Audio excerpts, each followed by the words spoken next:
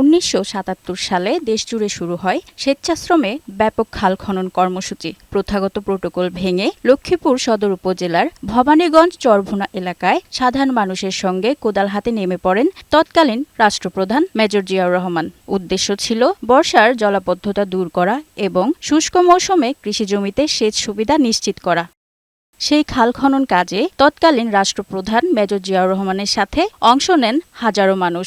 সাধারণ মানুষের ভালোবাসায় এই খালের নাম হয়ে যায় জিয়ার খাল। এই খালটাকে জিয়ার খাল নামে পরিচিত। জিয়ার রহমান এখানে হেলিকপ্টার লয়ে নামছে, নামে ওইখানে মাটি কাটছে, মাটি কাটে আবার খালাড়া বসছে। খাল খননে কৃষক ধনপতি হয়েছে, ধান হয়েছে।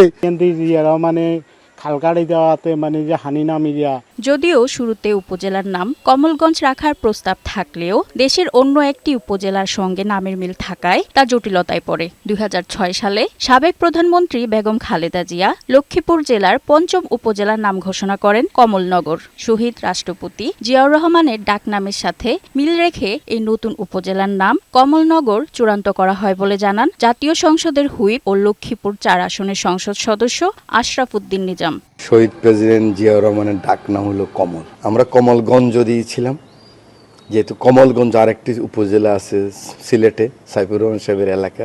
নিকারের সবাই এটা ক্যান্সেল হয়ে যাচ্ছিল, এটা আবার উঠতে হলে তাহলে এই উপজেলা আর হতো না, কারণ তারপরেই তো 111 হলো। তখন ম্যাডাম খালেদা জিয়া বললেন, সাইফুর রহমান সাহেব আবার তো এটা আসতে অনেক পথ পেরিয়ে আসতে হবে, আমরা এটাকে কমলনগর করে দেই। এই কমলনগর। কৃষি নির্ভর হাজারো মানুষের জীবিকা ও অর্থনীতির সাথে জড়িয়ে আছে এই খাল। লক্ষ্মীপুর ৩ আসনের সংসদ সদস্য ও পানি সম্পদ মন্ত্রী জানান, শহীদ জিয়ার উদ্যোগে খনন হওয়া এই খাল গ্রামীণ অর্থনীতিতে নতুন গতি এনে দিয়েছিল। তার লক্ষ্য ছিল যে গ্রামীণ অর্থনীতিকে চাঙ্গা করা, কৃষির বিপ্লব ঘটানো।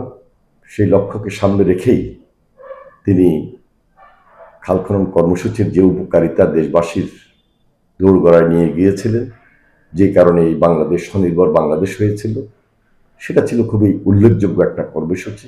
৪ দশক পার হলেও লক্ষ্মীপুরের মানুষের স্মৃতিতে জিয়ার খালের পানি আর কমলনগরের নাম ম্লান হয়নি এখনো। আরিফা শিকদার, বৈশাখী সংবাদ।